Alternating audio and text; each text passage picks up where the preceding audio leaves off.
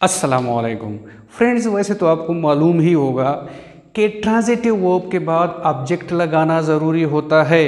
अब अगर आपके ज़हन में ये सवाल है कि ट्रांजिटिव वर्ब के बाद जो ऑब्जेक्ट आता है वो किस किस फॉर्म में हो सकता है, तो ये लेक्चर आपके लिए है। आइए शुरू करते हैं।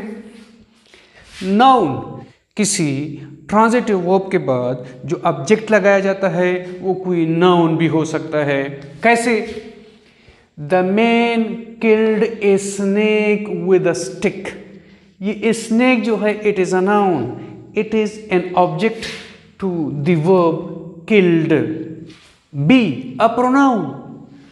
तो ट्रांजिटिव वर्ब के बाद जो ऑब्जेक्ट लगाया जाता है वो कोई प्रोनाउन भी हो सकता है। कैसे? The man lifted me up of the water.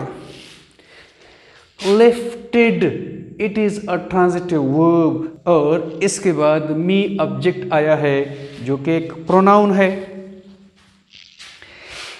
Transitive verb के बाद इन्फिनेटिव की शक्ल में भी कोई ऑब्जेक्ट आ सकता है।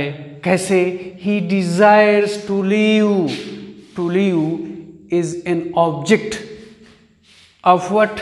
Of this verb desires.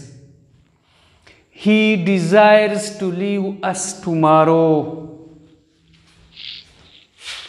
Gerund, किसी ट्रांजिटिव वर्ब के बाद जेरंड भी एज एन ऑब्जेक्ट इस्तेमाल किया जा सकता है। जैसे he dislikes sleeping in the daytime. Dislikes ये एक ट्रांजिटिव वर्ब है और इसके बाद स्लीपिंग ये जो कि एक जेरंड है ये इज एन ऑब्जेक्ट इस्तेमाल हुआ है। फ्रेज, किसी ट्रांजिटिव वर्ब के बाद कोई फ्रेज भी एज एन ऑब्जेक्ट इस्तेमाल हो सकता है। कैसे? No one knew how to make. How to make is a phrase and it is an object to the transitive verb new.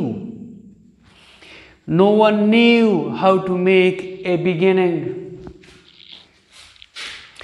If, class, किसी ट्रांजिटिव वर्ब का ऑब्जेक्ट कोई class भी हो सकता है। We do not know who has one. We do not know, know again is a transitive verb और know के बाद ये क्लास पूरा ऑब्जेक्ट है इस ट्रांजिटिव वर्ब नो का। तो फ्रेंड्स, किसी ट्रांजिटिव वर्ब का ऑब्जेक्ट कोई नाउन भी हो सकता है, कोई प्रोनाउन भी हो सकता है, कोई इन्फिनेटिव भी हो सकता है, कोई जेरंड भी हो सकता है, कोई फ्रेज भी हो सकता है और कोई क्लास भी हो सकता है। उम्मीद है आपको लेक्चर की समझ आई होगी। मेरे चैनल को सब्सक्राइब कीजिएगा और बेल का आइकन प्रेस कीजिएगा ताकि मेरी आने वाली वीडियोज़ आप तक बर वक्त पहुँच सकें। शुक्रिया।